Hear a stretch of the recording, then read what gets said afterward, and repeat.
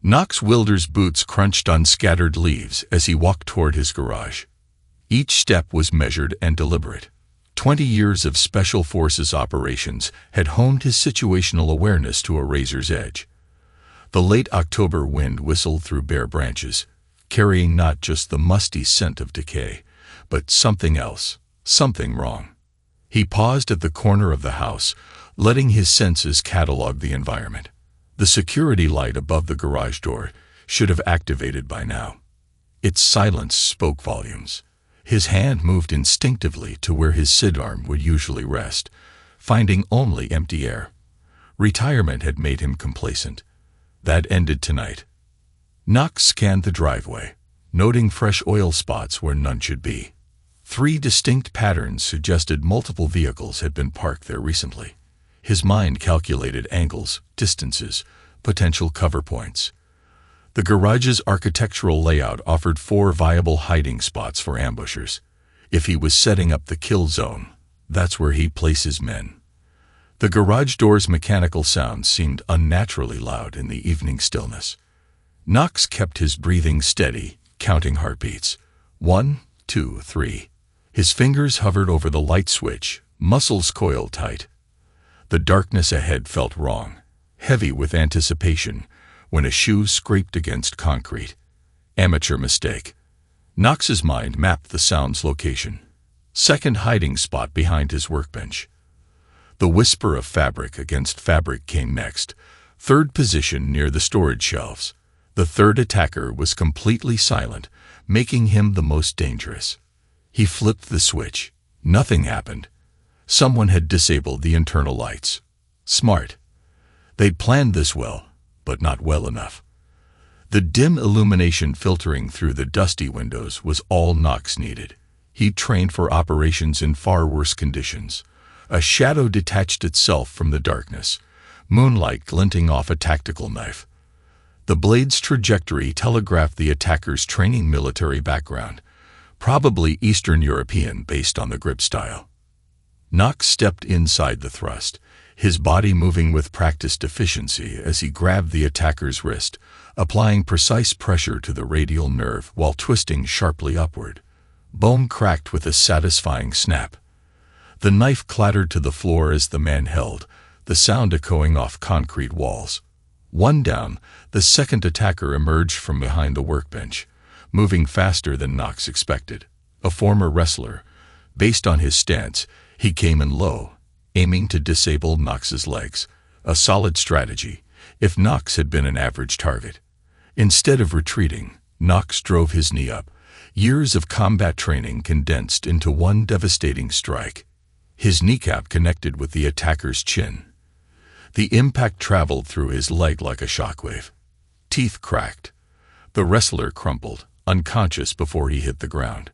2 down, the third attacker finally revealed himself, emerging from behind the SUV with a suppressed pistol, professional-grade equipment. Glock 19 with a high-end suppressor. This was the experienced one.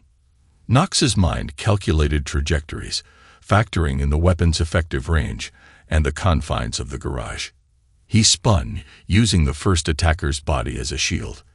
2 muffled shots thudded into the human shield's chest. The impacts transferred through to Knox's hands, but he held firm. In one fluid motion, he snatched the fallen knife from the ground and sent it spinning through the air. The blade caught the moonlight as it rotated, a deadly silver arc that ended in the shooter's throat. A perfect throw. The man dropped his weapon, hands clutching uselessly at the steel protruding from his neck. His last breath escaped in a wet gurgle. 3 down, Knox surveyed the scene with clinical detachment. 3 professional hitters, well-equipped and coordinated. The knife fighter and wrestler were neutralized but salvageable. The shooter was beyond help. Based on their equipment and techniques, this was a contracted hit, not a random attack. He approached the dying shooter, his mind already cataloging details. European military surplus combat boots, fresh calluses on the trigger finger. The man was an active operator, not some hired thug. This had been a professional job. A phone slipped from the man's pocket as Knox searched him. Latest model encrypted, another sign of a well-funded operation. The screen lit up with an incoming message that stopped Knox's breath in his throat. Make sure he suffers. I wanted to know it was me before he dies. The sender's name blazed in his mind like a brand. Sloan Mercer. Knox stared at the message, the words burning themselves into his memory. Each letter was an ice pick to his chest, piercing the armor he built around his heart. 15 years of marriage, countless moments shared, secrets confided, trust given freely, all of it a carefully constructed lie. His jaw clenched so tight his teeth ached, but his hands remained steady as they moved across the phone screen. Years of operational experience had taught him to compartmentalize, to push emotion aside, and focus on the tactical situation. He composed a reply. He begged for mercy, mentioned her name. The message sent with a quiet chime that echoed in the bloody silence of the garage. Knox moved with practiced efficiency, securing the scene. He dragged the shooter's body into the corner, positioning it to minimize blood spread. The knife fighter and wrestler were still breathing. Good. Live sources were always more valuable than dead ones. He found zip ties in his toolbox and bound the survivors professionally, tight enough to hold, loose enough to maintain circulation. They might be useful later, depending on how events unfolded. For now, they weren't going anywhere. The entire confrontation had lasted less than 2 minutes. Now came the harder part, understanding why his wife of 15 years had ordered his death. Knox slipped out of the garage like a shadow, years of covert operations experience guiding his movements. The house loomed before him, warm light spilling from the living room windows. It looked exactly as it had every night for the past 15 years. Amazing how normal everything could appear when your whole world was shattering. He circled the perimeter, checking sight lines and potential escape routes. Professional habits died hard. Through a gap in the curtains, he could see Sloan pacing. Her blonde hair caught the lamplight as she moved, the same hair he'd run his fingers through countless times. She clutched her phone in one hand, her knuckles white with tension. She wasn't alone. A tall man with sharp Slavic features stood watching her, his posture rigid with military bearing. Knox's blood ran cold as recognition hit. Nikolai Orlov, Russian intelligence operative known for his work in deep cover operations. They'd crossed paths during Knox's final mission before retirement, a cluster in Belgrade that had left 3 good men dead. The pieces started falling into place with sickening clarity. Sloan's constant questions about his past missions, her sudden interest in his old contacts, the mysterious business trips that had started 3 years ago. All moments of their marriage had been a carefully orchestrated intelligence operation. It's done. Sloan's voice carried faintly through the window. She held up her phone, displaying Knox's response. They just confirmed it. Nikolai's face remained impassive, but Knox caught the slight relaxation in his shoulders. Are you certain? They said, he begged. A smile curved Sloan's lips, an expression Knox had seen countless times before. How many of those smiles have been genuine? Mention my name at the end. Perfect. Knox's fingers dug into the wooden windowsill as he watched his wife begin to pace again. Her movements took on a theatrical quality, like an actor rehearsing for a crucial performance. I can't believe it. She practiced, her voice trembling with carefully modulated grief. He was fine when he left for work this morning. They're saying it was a carjacking gone wrong. No, there must be some mistake. Nikolai moved behind her, placing his hands on her shoulders. Your performance is perfect, my love. Soon we'll be free of him.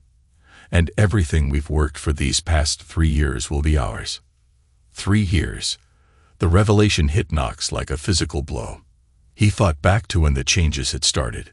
Small things at first. New friends he never met. Late nights at the office. Increased interest in his work. He attributed it to the natural evolution of a long marriage. Fool. I've waited so long for this, Sloan murmured, leaning back against Nikolai, playing the devoted wife to that self-righteous man. Always so convinced of his moral superiority. So certain he was one of the good guys. He never suspected a thing. Knox watched them embrace, his face carved from stone. In his mind, he was already cataloging resources, mapping out strategies. Every kiss, every intimate moment, every shared secret had been weaponized against him. Their betrayal was absolute, but they'd made one critical mistake. They'd assumed he would die quickly, cleanly. He pulled out his phone and dialed a number he hadn't used in years. It rang twice before a gruff voice answered. "This better be important, Wilder." "Ronan," Knox said quietly. "I need your help.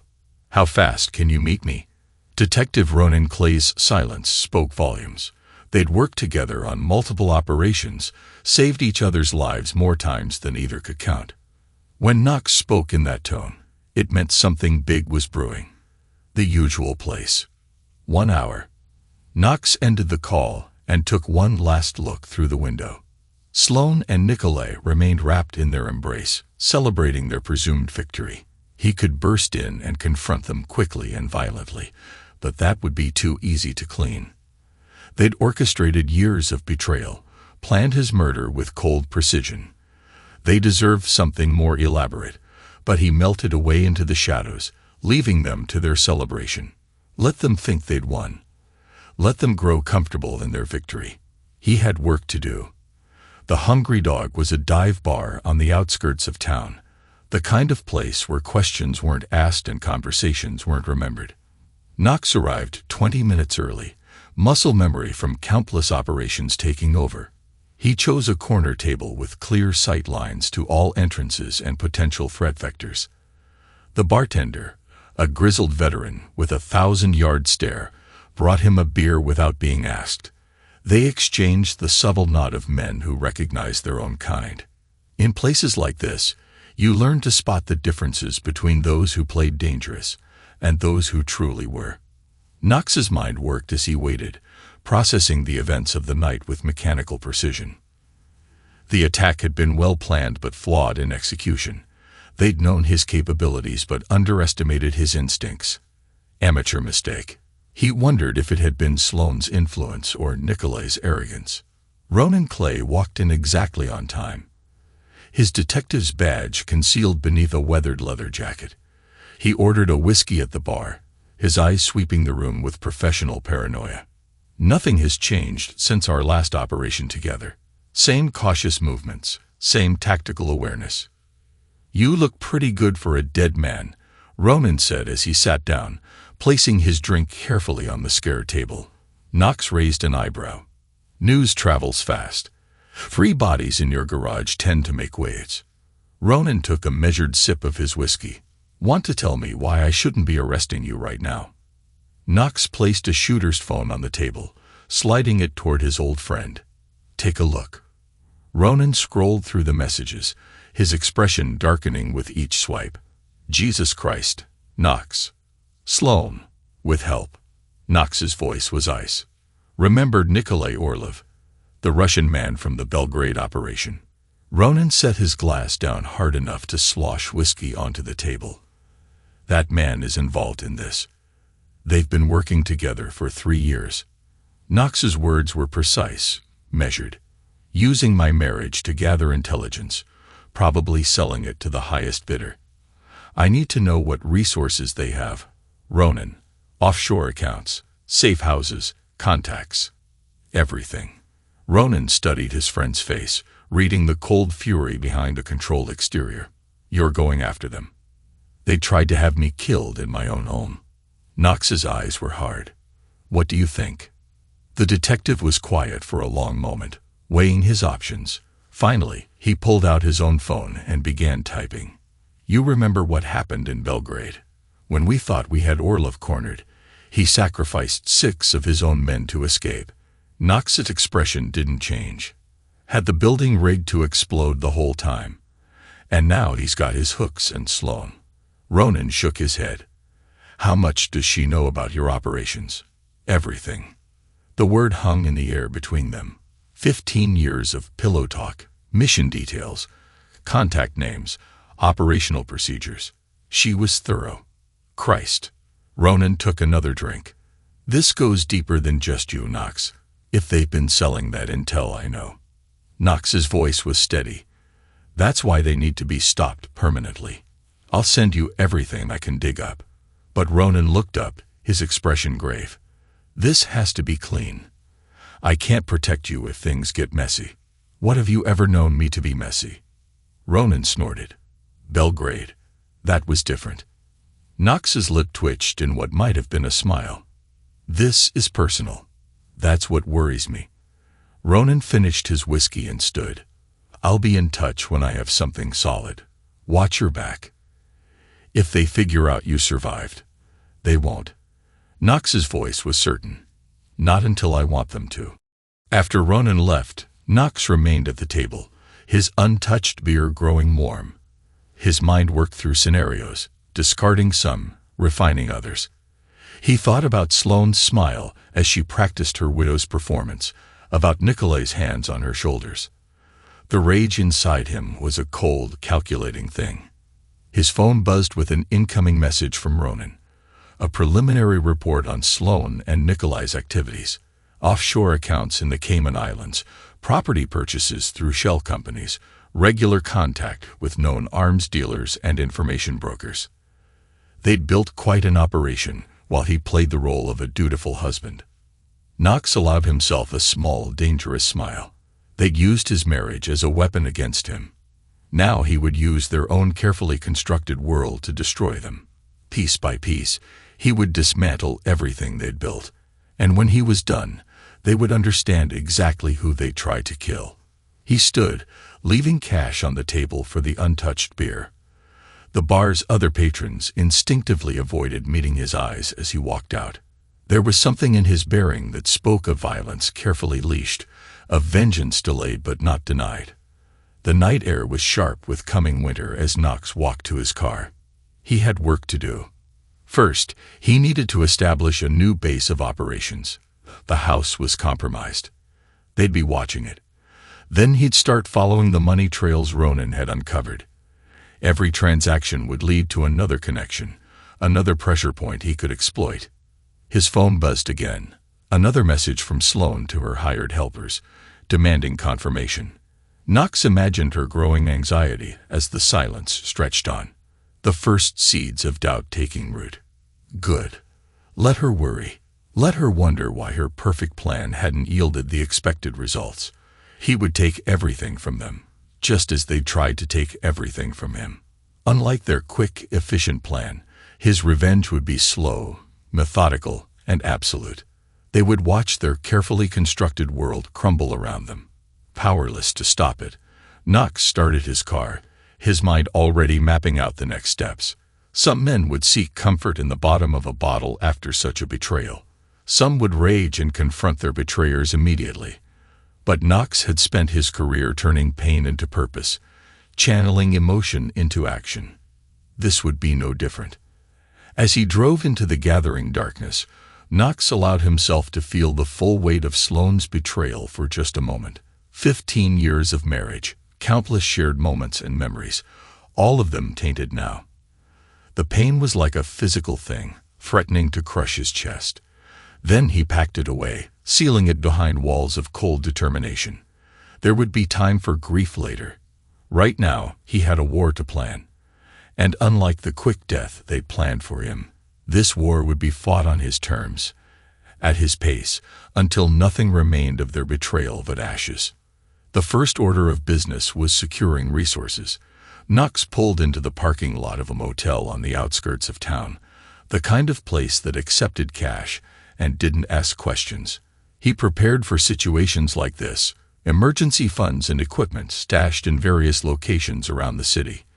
Old habits from his operational days that Sloane had probably mistaken for paranoia. Inside the Spartan room, Knox powered up a secured laptop, another preparation Sloane had known about. He began accessing dormant accounts and forgotten aliases, pieces of his past life he'd kept hidden even from her. The irony wasn't lost on him. Her betrayal had been built on secrets, and now his revenge would be built on secrets of his own.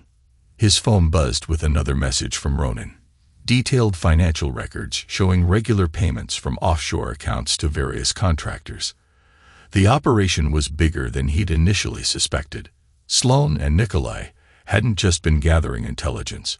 They'd been building a network that Knox's fingers moved across the keyboard, following money trails and connecting dots. Each transaction told a story: weapon purchases, bribes to officials, payments to informants. They'd been thorough, professional, but they'd made one crucial mistake. They'd assumed their target would be eliminated before anyone could unravel their web. Now that web would become their prison. He opened a secure messaging channel to some old contacts, people who owed him favors, debts that had never been called in. Until now, within hours, their carefully hidden accounts would begin experiencing technical difficulties. Their safe houses would become compromised. Their trusted allies would receive evidence of betrayal. Knox allowed himself a grim smile as he worked. They thought they'd stripped everything from him, but they'd forgotten the most important lesson from his military days. A wounded predator is the most dangerous kind. His phone buzzed one final time that night. Another message from Sloan to her hired helpers, tinged with desperation. "Why aren't you responding? Is it done?" Knox switched off the phone, letting her questions echo unanswered in the digital void. Let her uncertainty grow. Let her begin to wonder if her perfect plan had somehow gone wrong. The seeds of doubt would take root in her mind, growing stronger with each passing hour of silence tomorrow. She would wake up believing herself a widow free to begin her new life with Nikolai. She wouldn't realize that her old life was far from finished with her, that every step she and Nikolai took toward their imagined future would actually be leading them deeper into Knox's trap. They tried to write the ending to his story.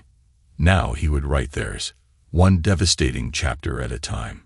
Dawn broke over the city as Knox set up surveillance equipment in an abandoned office building across from Sloan's favorite cafe.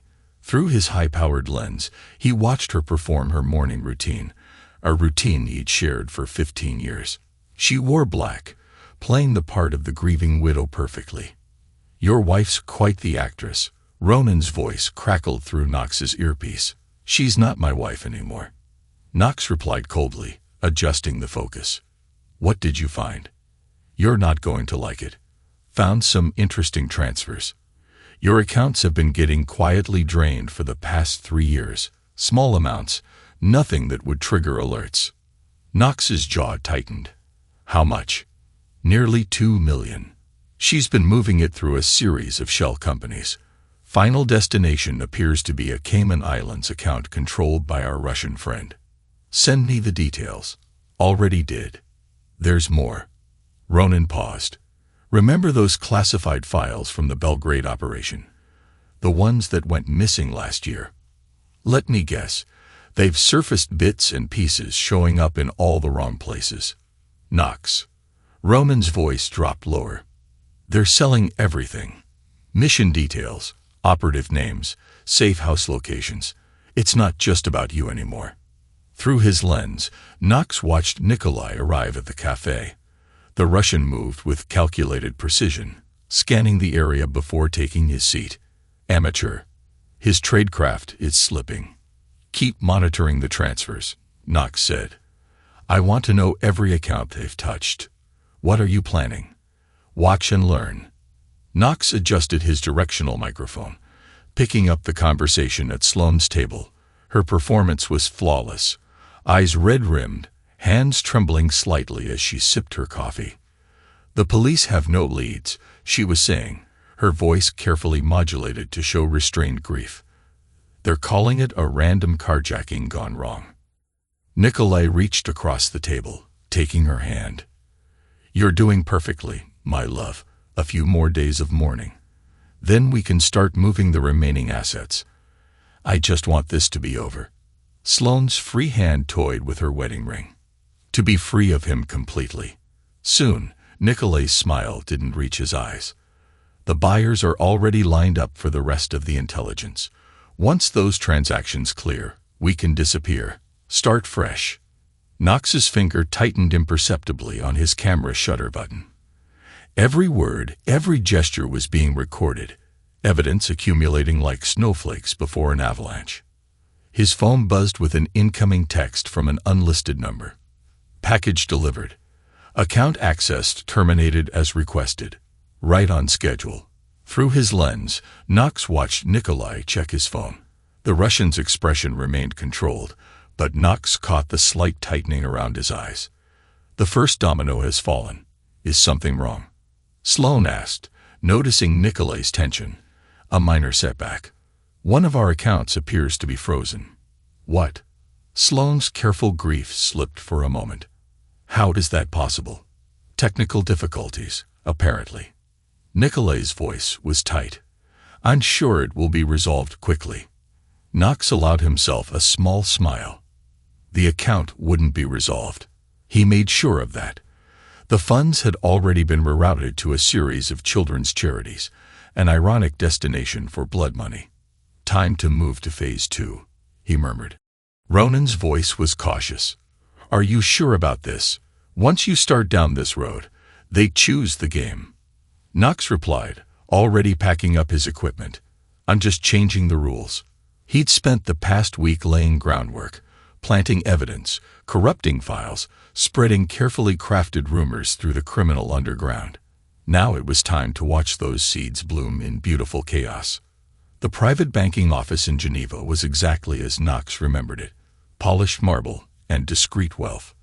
He adjusted his expensive suit, playing the role of a concerned financial advisor perfectly. Monsieur Laurent, the bank manager, greeted him warmly. It's been too long. Time waits for no man, Henry. Knox smiled, using one of his oldest aliases. I trust you received my documentation. Everything appears to be in order. The manager gestured to a stack of papers. Though I must admit, these transaction patterns are concerning. Show me. They spent the next hour reviewing account histories that Knox had carefully fabricated. Each document told a story of money laundering and intelligence selling, all leading back to Sloane and Nikolai's operation. You understand? Knox said finally, given the nature of these transactions, we have no choice but to freeze all related accounts pending investigation. Of course, the manager was already reaching for his phone. I'll alert our compliance department immediately. Knox left the bank, knowing that within hours, Sloane and Nikolai would lose access to nearly 40% of their funds. But money was just the beginning. His phone rang as he reached his rental car. Speak. It's done, Ronan reported. Evidence has been planted at all the designated locations. Whenever you're ready to trigger the investigation, Knox continued. What about their contacts? Already spreading the word. Those doctor communications you created are causing quite a stir. Half their network thinks they've been compromised.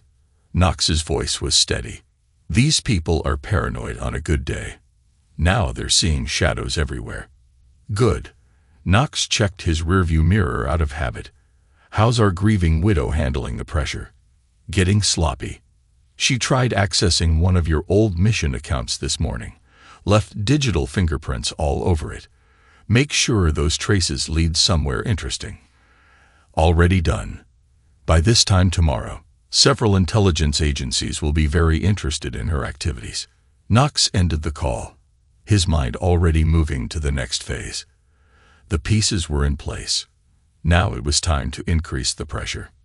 Knox pulled into an underground parking garage, choosing a spot with good sight lines to all entrances. Right on schedule, a sleek black Mercedes pulled in 2 minutes later. Nikolai emerged, looking significantly less composed than he had at the cafe. Amazing what a week of cascading financial disasters can do to a man's polish. You're late, Knox called out, staying in the shadows. Nikolai spun, hand moving toward his concealed weapon.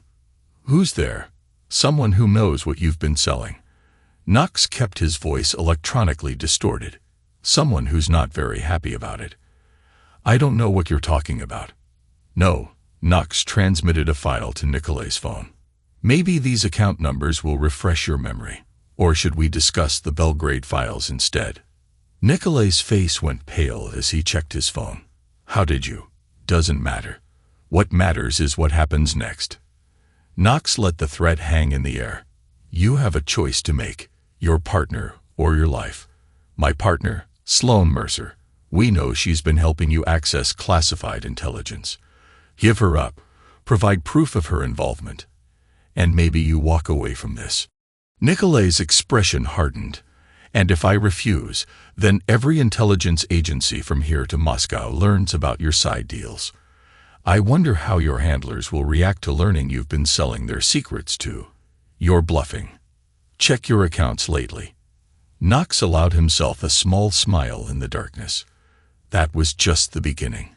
"You have 24 hours to decide. Choose wisely." He left Nikolai standing in the garage, knowing the seeds of doubt had been planted.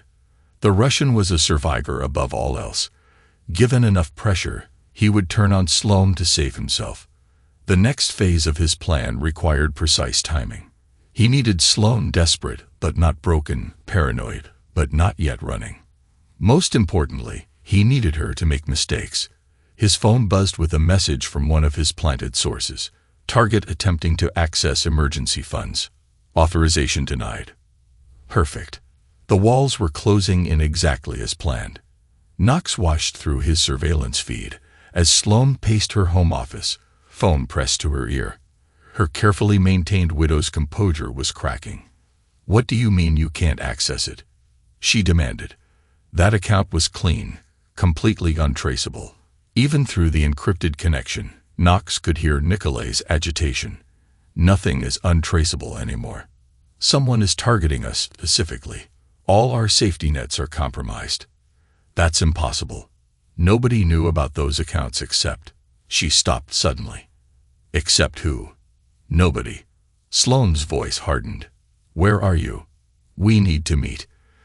"That's not a good idea right now. I'm being watched." "By who?" "I don't know."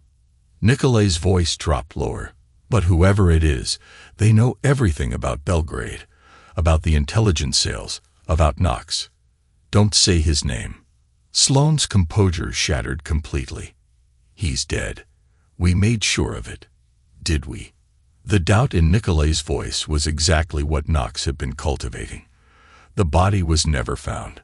The helpers never confirmed because they were dead. "The police found them in our garage. Remember, this has to be something else. Someone must have tracked the financial transfers." "Perhaps." Nikolai didn't sound convinced. "I need to go work for a while. Sort some things out." "What?" "No. You can't leave me alone right now. 24 hours. I'll contact you when it's safe." The line went dead. Knox watched Sloan stare at her phone in disbelief. Then, with trembling hands, she began pulling files from her desk drawer, hard copies of their operation that she'd thought were secure. Knox pressed his radio. "She's moving the physical files right where we want her. Police are standing by." Ronan confirmed. "Anonymous tip about suspicious activity is already logged. As soon as she leaves the house with those documents." "No," Knox's voice was firm. "Not yet. I want her cornered, not caged. Keep the surveillance tight. But don't move in." He watched Sloan stuff the files in her briefcase, her movements growing more frantic. Every few minutes she would glance over her shoulder, jumping at shadows. The confident conspirator of a week ago was gone, replaced by a woman who saw threats in every corner. His phone vibrated with an incoming message, a photo from one of his contacts showing Nikolai meeting with a known intelligence broker. "Right on schedule. Our Russian friend is making his move. How long until the evidence we planted reaches his handlers?" "Already in motion," Ronan replied. "FSB should be getting very interesting reports about their operatives' extracurricular activities right about now." Knox allowed himself a moment of satisfaction. Nikolai would soon find himself trapped between multiple intelligence agencies, each believing he had betrayed them. The pressure would force him to act rashly. Desperate men made mistakes. Through his surveillance feed, Knox watched Sloan finally leave her office, briefcase clutched tightly to her chest. She looked like a hunted animal, which in many ways she was. "Follow her," he ordered his surveillance team. "I want to know every move she makes. She's headed for the private airport." Came to report minutes later. "Looks like she's planning to run." Knox checked his watch. "Right on time." Is everything in place? Airplane's been subtly sabotaged as requested. Nothing immediately obvious, but it'll never clear the runway. Perfect. Knox was already moving, anticipating the final confrontation to come. Maintain surveillance, but do not intervene. Whatever happens next, I want them to feel completely alone. He'd spent years in special forces learning to orchestrate chaos, creating situations where enemies destroy themselves. Now he was applying those lessons to dismantle the lives of those who had betrayed him. Sloan and Nikolai had tried to write his ending. Instead, they'd merely set the stage for their own destruction. Soon, they would understand the full cost of their betrayal. The game was approaching its final moves, and Knox intended to be there when the pieces fell. The private airstrip lay quiet under the midnight sky, its single runway stretching into darkness. Knox watched through his thermal scope as Sloan's car approached the security gate. Everything was proceeding exactly as planned. Target 1 approaching from the south. He murmured into his radio. Status on Target 2. Nikolai's vehicle spotted on the access road. Ronan reported. 3 minutes out. You sure about this? Knox never been more sure of anything. Knox adjusted his position on the maintenance building's roof, checking sightlines and escape routes. He'd spent days preparing this location, transforming it into the perfect trap. Now all the pieces were falling into place. Sloan pulled up to the private hangar where their escape plane waited. Even from this distance, Knox could see the tension in her movements as she emerged from the car. The briefcase containing their operations documents was clutched tightly to her chest. His earpiece crackled. Sir, we've got movement at the perimeter. 3 armed individuals approaching from the east.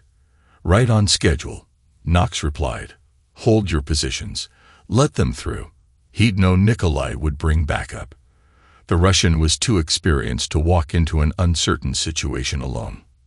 Nikolai's black Mercedes pulled into the hangar, its headlights briefly illuminating Sloan's face. The fear there was evident. You're late. She snapped as Nikolai emerged from the car. We had to be careful, he replied, scanning the hangar with professional paranoia. The FSB is asking questions. Very specific questions. What kind of questions? The kind that get people killed. Nikolai's voice was tight. Someone sent them proof that we've been selling their intelligence. Photos, account numbers, meeting dates. That's impossible. Those records were secure. Nothing is secure anymore. Nikolai moved closer, lowering his voice. Everything we've built is compromised. Someone is 3 steps ahead of us, dismantling our operation piece by piece. Then we need to leave now. Sloan held up the briefcase. I have everything we need to start over. New identities, account numbers. About that. Nikolai's tone changed subtly. There's been a change of plans. Knox watched through his scope as Nikolai's backup emerged from the shadows, weapons raised. The fear on Sloan's face transformed into a shocked understanding. What is this? She whispered. Survival. Nikolai held out his hand. Give me the briefcase, Sloan. Maybe we can still salvage something from this mess. After everything we've built, everything we've been through. Built? Nikolai laughed harshly. You were a tool. Nothing more. A way to access Knox's intelligence. Now you're a liability. Knox allowed himself a small smile. Everything was proceeding exactly as I'd orchestrated. Now for the next phase. Sir, his radio crackled. We've got multiple vehicles approaching. Looks like law enforcement. Hold positions. Below, the confrontation was escalating. Sloan had backed away from Nikolai, still clutching the briefcase. You're going to hurt me, she said, her voice surprisingly steady, just like we hurt Knox. No, my dear. Nikolai's smile was cold. Your departure will be much quicker than what we planned for him. A mercy. Sloan's laugh held an edge of hysteria. Do you want to know something funny, Nikolai? Something I never told you about that night. This isn't the time for. We never found his body. But Knox, he just vanished. Almost like someone had orchestrated this entire situation. Knox's voice boomed through the hangar speaker system, making everyone freeze. Amazing what people reveal when they think they're about to leave. Nikolai spun around, weapon raised. Knox, did you really think I'd leave so easily? Knox kept his voice electronically distorted, letting it echo from multiple speakers. That I wouldn't have contingency plans. You're getting sloppy, Nikolai. Age catching up with you. Show yourself. Why? So your men could try to stop me? Speaking of which, Knox pressed a button on his remote. You might want to ask them about the interesting conversations they've been having with their real employers. Nikolai turned to his backup team, just in time to see them train their weapons on him. What is this? He demanded. Insurance. One of them replied in heavily accented English. Moscow sends their regards. You see, Knox's voice continued. Loyalty is such a fragile thing, especially when people learn they've been betrayed. Your own men were quite interested to learn how you've been selling their intelligence, keeping the profits for yourself. Sloan used the distraction to back toward the plane, still clutching the briefcase. This is impossible. You're gone. We stopped you. You tried. Knox. She breathed his name like a curse. How long have you known? Long enough to dismantle everything you've built. Every account, every safe house, every contact. It's all gone. Sir, his radio crackled urgently. Law enforcement is 2 minutes out. Right on schedule. Knox kept his eyes on the scene below. You have a choice to make, both of you. The plane is fueled and waiting. The runway is clear. Of course, I wouldn't trust the maintenance work. Who knows what might have been tampered with? Nikolai's face hardened with decision in one smooth motion. He shot both of his former men, then turned the weapon on Sloan. The briefcase, he demanded. Now, Nikolai, please, there's no time. The police are coming, and I won't go to prison. He grabbed the briefcase from her grip. Nothing personal, my dear. Just survival. Knox watched as Nikolai ran for the plane, leaving Sloan standing alone in the hangar. Everything was proceeding exactly as he predicted. The Russian's survival instincts had overridden any loyalty. He might have felt the plane's engines roar to life as police sirens grew closer. Knox maintained his position, counting down in his head. 5, 4, 3. The plane began its takeoff roll, gathering speed down the runway. In the hangar, Sloan had fallen to her knees, watching her escape route disappear into the night. Point 2. 1. That plane was halfway down the runway when the first engine failed, followed quickly by the second. Knox's sabotage had been subtle but thorough. The aircraft veered sharply, its momentum carrying it off the runway and into the surrounding field. The explosion lit up the night sky, a fitting funeral pyre for a traitor. Police vehicles flooded the airstrip as Knox descended from his position. Sloan hadn't moved from her spot in the hangar, her eyes fixed on the burning wreckage in the distance. It's over, Knox said, approaching her. Everything you built, everything you betrayed me for, it's all gone. She looked up at him, tears cutting tracks through her perfect makeup. Are you going to hurt me too? No, Knox's voice was cold. Leaving would be too easy. You're going to live with what you've done every day in a cell, remembering how your perfect plan fell apart. I loved you once, she whispered. In the beginning, before Nikolai, before all of this. Does that mean anything to you? Knox looked at her for a long moment, remembering 15 years of shared life. All of it tainted now, poisoned by betrayal. No, he said finally. It means nothing. Detective Ronan Clay approached, flanked by heavily armed officers. Sloan Mercer, he announced formally. You're under arrest for conspiracy, espionage, and attempted harm. Knox watched as they led her away, her perfectly maintained facade finally crumbling completely. She looked back once, but he had already turned away. In his world, betrayal was unforgivable. She had made her choice, and now she would face the consequences.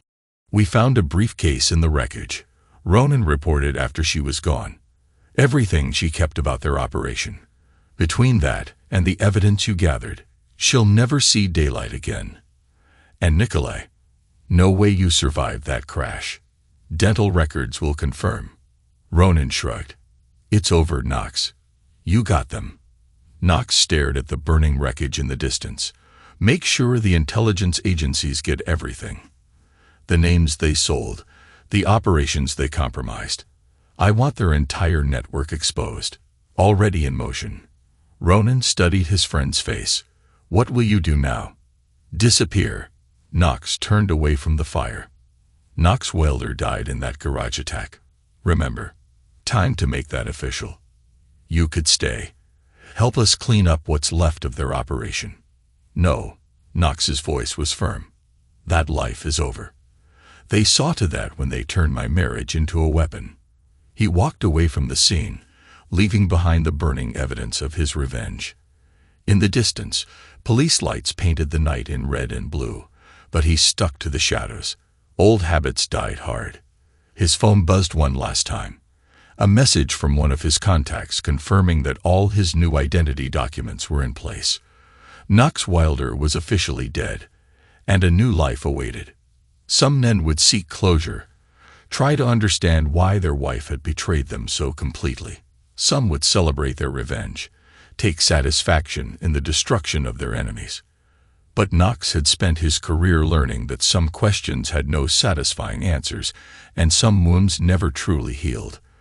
The night air carried the scent of smoke and aviation fuel as he walked to his waiting car. Behind him, emergency vehicles surrounded the crash site, their lights reflecting off the hangar's metal walls. The scene looked almost beautiful from a distance, a deadly light show. Knox didn't look back again. He had learned long ago that the past was best left buried along with the bodies and betrayals it contained. Tonight had been about justice, not closure, about consequences, not healing. He started his car, already thinking about his next destination. The world was large and Knox Wilder was dead. Time to see what his new life had to offer, but he would never forget, and he would never forgive. Thanks to everyone who took the time to listen to today's stories. If you enjoyed it, please consider liking and subscribing if you haven't already. Feel free to share your thoughts on the events in the comments below. Take care.